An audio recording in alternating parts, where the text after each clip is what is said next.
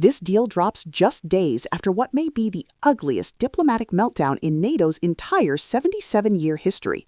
After President Trump's explosive remarks claiming our NATO allies basically sat out the real fighting in Afghanistan, the alliance isn't just damaged, it's fundamentally broken. And world leaders aren't just angry anymore, they're taking action. This isn't some symbolic gesture or strongly worded statement. They're constructing an entirely new economic architecture that completely cuts around Washington. The idea that NATO might collapse isn't some future possibility we're debating. As of right now, this morning, it's actually happening. The United States is currently pulling out of 66 different international organizations. We've slapped tariffs as high as 41% on our closest friends and allies. And now those allies have responded, not with military threats, but with something potentially more devastating: economic agreements. In this video, we're going to break down everything. We'll reveal the exact details of the EU-India agreement that was signed today, the specific words that made the UK and Germany turn against the White House, and the genuinely frightening economic consequences of what an isolated America looks like in 2026. This is the story of how the Western Alliance divorced the United States. To understand why Ursula von der Leyen and Narendra Modi are celebrating together in New Delhi right now, we first need to understand why Keir Starmer and Boris Pistorius are absolutely furious in London and Berlin. The trigger wasn't some boring policy disagreement, it was a deeply personal insult. Last Thursday, during an interview on Fox Business, President Trump made a statement that basically rewrote the entire history of the Afghanistan war. While defending his isolationist policies and his repeated threats to abandon NATO, he claimed that America's allies, countries like the UK, Canada, Germany, and Poland, quote, stayed a little back, a little off the front lines, while American soldiers did all the actual fighting and dying. The diplomatic explosion was immediate and absolutely devastating. For the first time in living memory, a British Prime Minister publicly slammed a sitting American president with raw, unconcealed anger. Sir Keir Starmer called Trump's comments frankly appalling and insulting. Now let's examine the actual facts, because the facts are precisely what triggered this rage. The United Kingdom lost 457 service members in Afghanistan. Canada lost 158 soldiers. Germany lost 59. Denmark, when you account for their population size, actually suffered some of the heaviest casualty rates of any coalition member. These weren't troops standing safely in the rear guarding supply depots. They were fighting in Helmand Province. They were operating in Kandahar. They were dying in the exact same desert sand as American Marines. German Defense Minister Boris Pistorius broke all normal diplomatic rules. He went directly on Germany's main public television network, ARD, and publicly demanded an official apology from the American president. He stated, "It is just not right, and it is disrespectful to talk about the dead of your allies in that way. To claim something else today is simply not true." 150%. They're being completely slashed.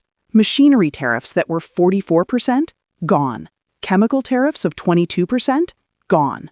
Pharmaceutical tariffs? Eliminated. In exchange, India receives completely tariff-free access for 99% of everything it exports to the European Union. Textiles, leather goods, jewelry, economic sectors that currently employ millions and millions of Indian workers now have a completely direct, tax-free pipeline straight to Paris, Berlin, and Rome. The timing of all this is absolutely not a coincidence. Just as Indian exporters are suddenly facing Trump's aggressive new reciprocal tariffs, ranging from 25% all the way up to 40%, the European door swings completely wide open for them. Just as European manufacturers are hitting a solid 15% tariff wall trying to sell into the United States, the Indian door simultaneously swings wide open for them. This is a textbook pincer movement in economic warfare. The two largest democracies in the entire world, measured by both total population and combined GDP, are actively hedging against the growing instability and unpredictability of the third. Ursula von der Leyen stated it remarkably bluntly during her speech in New Delhi today. "We have sent a clear signal to the world that rules-based cooperation still delivers great outcomes." That signal is directed at precisely one person, Donald Trump. The underlying message is brutally simple. We do not need you to prosper and succeed. Now, the title of this video specifically mentions a ban. Legally speaking, you cannot simply kick the United States out of NATO or the World Trade Organization easily. The bureaucratic and legal mechanisms don't really exist for that. But in the actual world of geopolitics, you don't technically need a formal legal eviction notice. You just need to change all the locks. And that's exactly what a soft ban actually is.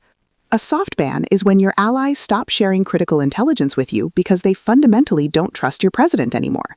A soft ban is when major global trade routes get deliberately redrawn to completely bypass your ports and shipping infrastructure. A soft ban is when the G7 summit effectively becomes the G6+1 observer, where all the real, meaningful decisions get made in private hallway conversations before the American president even arrives at the building. We are watching this happen in real time, right now. While Europe rapidly integrates with India, the United States is deliberately retreating into what can only be described as bizarre self-imposed isolation. President Trump has launched something called his Board of Peace, which is supposed to be an alternative international forum that somehow includes Vladimir Putin, but specifically excludes our traditional Western allies. He has withdrawn the United States from 66 different international organizations just in the last year alone, always citing vague globalist agendas as the justification. The result of all this? The world is genuinely moving on with us. Look at what's happening with the strategic autonomy movement in Europe. For years and years, strategic autonomy was just an abstract buzzword thrown around in Brussels. It meant Europe should theoretically be able to defend itself militarily without depending on America. It was always just a distant dream. Today, right now, it's an active survival strategy. The EU-India deal includes an absolutely massive section specifically focused on defense and security cooperation.